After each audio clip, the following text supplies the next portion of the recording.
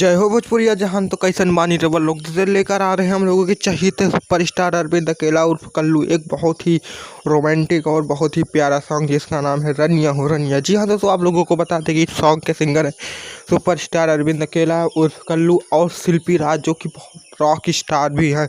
तो दोस्तों, सुपरस्टार अरविंद अकेला के जितने भी फैन हैं इस गाने को जरूर से जरूर सुनिएगा और अपना बहुत सारा प्यार और आशीर्वाद दीजिएगा।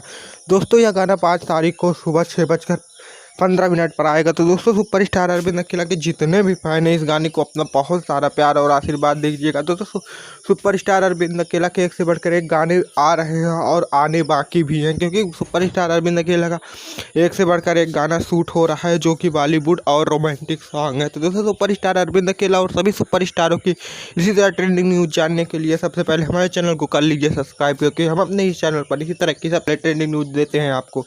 मिलते हैं नेक्स्ट वीडियो में, तब तक के लिए जय हिंद, जय भारत, जय भोजपुरी समाज।